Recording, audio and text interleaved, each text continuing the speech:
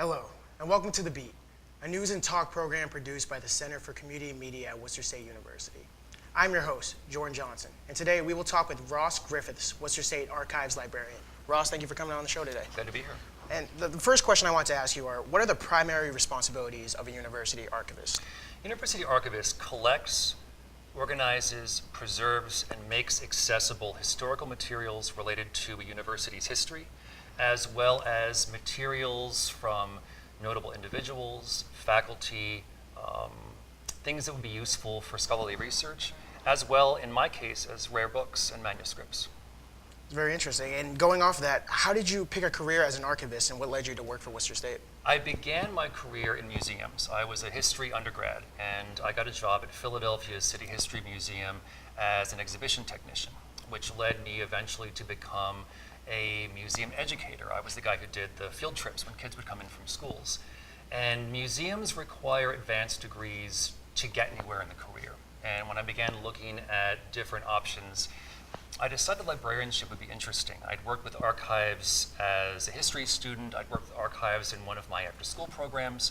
And I was really interested in the ways that archives can be used as teaching tools and also as ways of building a sense of place, building a sense of community. So I took a little bit of a different direction out of the museum world and got a master's degree in library and information science with a concentration in archives.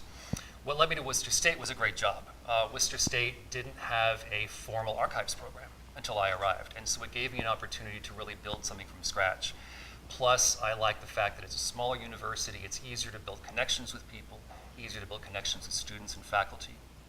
And I was happy to be back on the East Coast again after a number of years in the Midwest. So it was a win-win situation in many ways. And you have a very impressive resume. Where did you go to get your education? University of Pittsburgh for my library science degree, and then when I was working at Illinois State University, I earned a second master's in history while I was working. So I did that part-time, took a couple of years. Okay, pretty cool.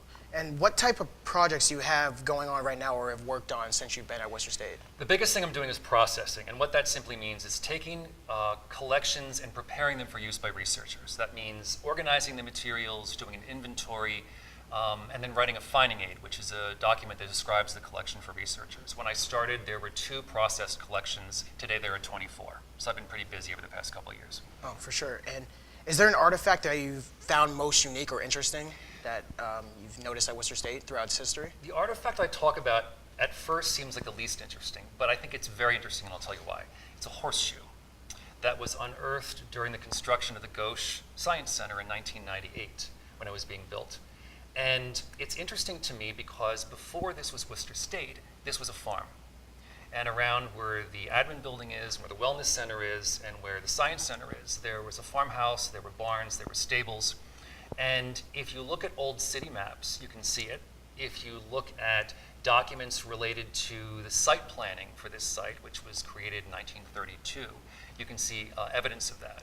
And you can also do research about the family that owned the farm. So by itself, the horseshoe is nothing special, but in the context of these other historical records, it takes on this meaning as a record of the fact that this property we know as Worcester State has a whole other history before it was Worcester State. Very interesting stuff right there. And how can students, faculty, and staff benefit from working with the archives collection on campus?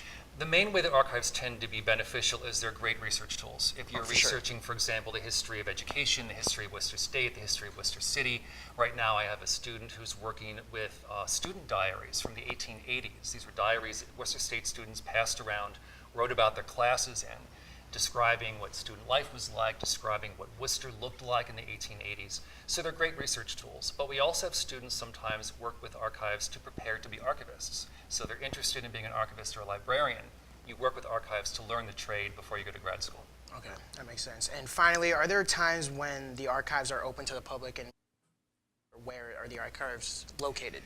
Archives are located on the 3rd floor of the library, and we're open Wednesday 1 to 4 for drop-in hours, but I am happy to open up the archives other times by appointment for anybody who wants to come by and see them.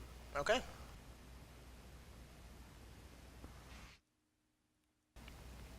Thank you for watching this segment of The Beat. Please remember to like our Facebook page, facebook.com/MediaWSU, and follow us on Twitter @MediaWSU. See you next time.